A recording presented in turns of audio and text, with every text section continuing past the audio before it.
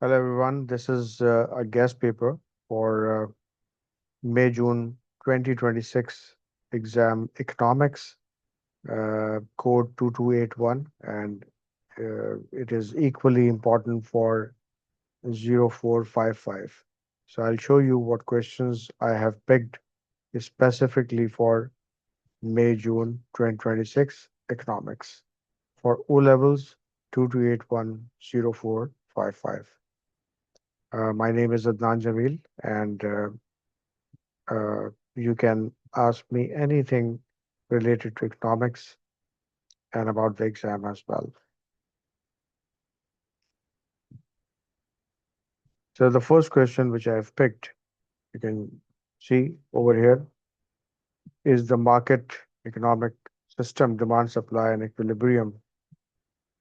Explain how an increase in the price of substitute good affects the demand for a product. Then I have another question, analyze using a second question, analyze using a demand supply diagram the effect of a government subsidy on the equilibrium price and quantity of a healthy food product. Question number three, discuss whether or not the price elasticity of demand for a product is more influenced by the availability of substitutes than by the proportion of income spent on it. Very good question.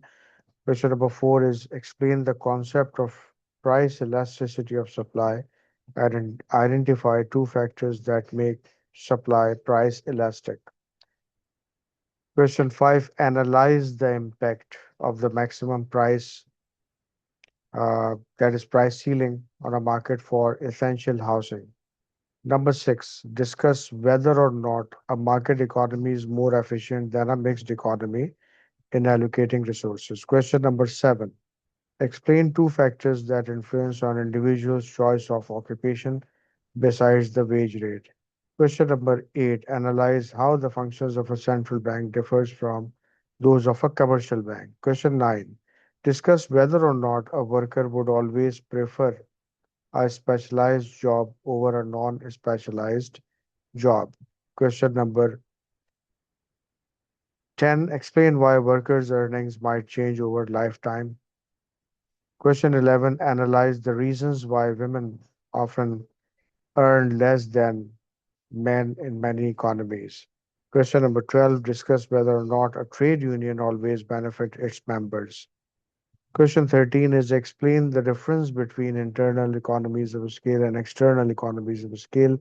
Question number 14, analyze the reasons why a firm might choose to remain small rather than grow in size. Question 15, discuss whether or not a monopoly is always disadvantageous to the consumers. Question number 16, explain the difference between fixed cost and variable cost, providing one example for each one of for a manufacturing firm. Analyze question 17, analyze how a firm's total revenue changes when it lowers its price depending upon depending on whether demand is elastic or inelastic. Question 18, discuss whether a firm's main objective is always profit maximization.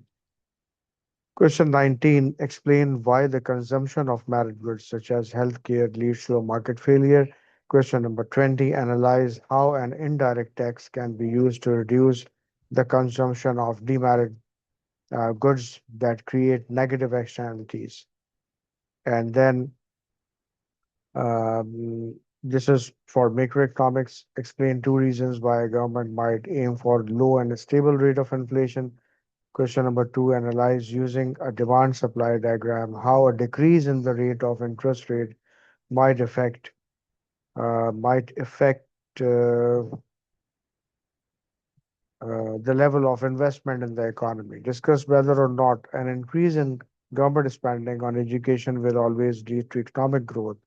Analyze how a government could use fiscal policy to reduce a budget deficit. Discuss whether a rise in taxes is the best way for a government to redistribute income from rich to poor. Discuss whether indirect taxes are more effective than direct taxes to allocate the resources efficiently. Identify two components of the consumer price index. Analyze the causes of cost push inflation in a developing economy. Discuss whether a rise in country's GDP always lead to an improvement in the standard of living. Explain two types of unemployment and suggest one policy a government could use to reduce each.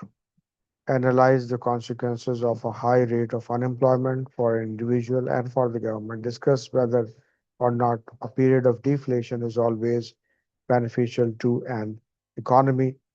From the trade, I expect a question. You can take the screenshot also.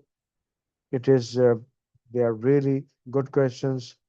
13 till 18, you can say that it is international trade and globalization, where I have included like specialization, international specialization, depreciation, imposition of tariffs, current account deficit, current account surplus definitions and explanation, how central banks manage fixed exchange rates, discuss whether or not protectionism is the best way to protect local industries, and about the economic development and population, explain why the HDI is considered as a better measure of living standard than GDP per head alone. Discuss whether or not a rapidly growing population is always a disadvantage for a developing country. At the end, I'm going to write down my WhatsApp number. If you have a question, you are free to ask me. Um, my name is Adnan. My students call me AJ, and this is the WhatsApp. If you have any questions, you are most welcome to ask me. Thank you. Thank you so much.